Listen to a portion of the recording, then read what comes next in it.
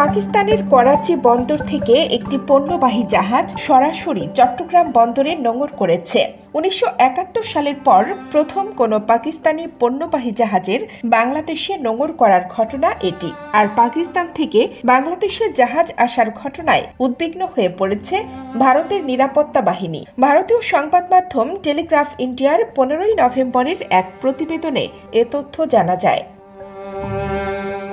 প্রথমবার নতুন এই পরিবহন সেবায় পাকিস্তানের করাচি বন্দর থেকে জাহাজে করে সরাসরি কন্টেইনারে পণ্য আনা হয়েছে চট্টগ্রাম বন্দরে। এই সেবা চালুর আগে পাকিস্তানের কন্টেইনার পণ্য তৃতীয় দেশ হয়ে চট্টগ্রামে আনা হতো। এই সেবায় এমভি ইউয়ান জিয়ানফা ঝং জাহাজে করে পাকিস্তান থেকে কন্টেইনারে কি পণ্য আনা হয়েছে তা নিয়ে স্বাভাবিকভাবে আগ্রহ তৈরি হয়েছে। এ নিয়ে সোশ্যাল মিডিয়ায় চলছে আলোচনা সমালোচনা।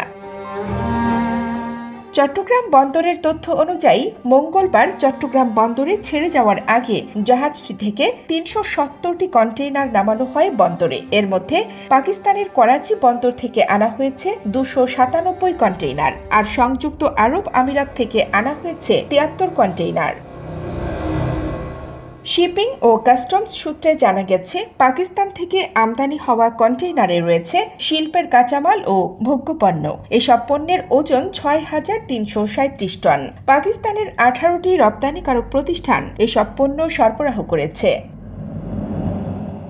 পাকিস্তান থেকে জাহাজটিতে করে সবচেয়ে বেশি আনা হয়েছে সোডা অ্যাশ।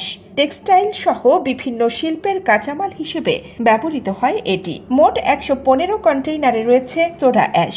দ্বিতীয় সর্বোচ্চ আমদানি পণ্য হল খনিজ পদার্থ ডলোমাইট। ডলোমাইট রয়েছে ৪৬ কন্টেইনারে। মোট ৩৫ কন্টেইনারে আনা হয়েছে চুনা পাথর। ম্যাগনেসিয়াম কার্বনেট আনা হয়েছে ৬ কন্টেইনারে।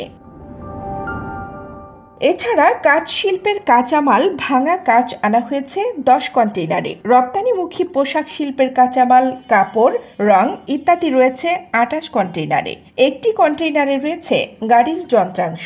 এসব পণ্য আমদানি করেছে আকিজ গ্লাস কারখানা, Nasir float glass, Pacific jeans, x ceramics, square pharmaceuticals সহ বিভিন্ন প্রতিষ্ঠান।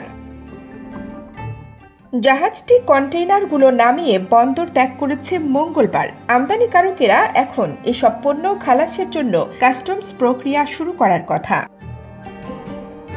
সমুদ্রপথে পাকিস্তান থেকে বাংলাদেশের দূরত্ব সিঙ্গাপুর, মালয়েশিয়া, শ্রীলঙ্কা ও ভারতের বন্দরগুলোর চেয়ে বেশি। সি ডিস্ট্যান্স ওয়েবসাইটের তথ্য অনুযায়ী এর দূরত্ব ২,৬১২ নটিক্যাল মাইলের বেশি।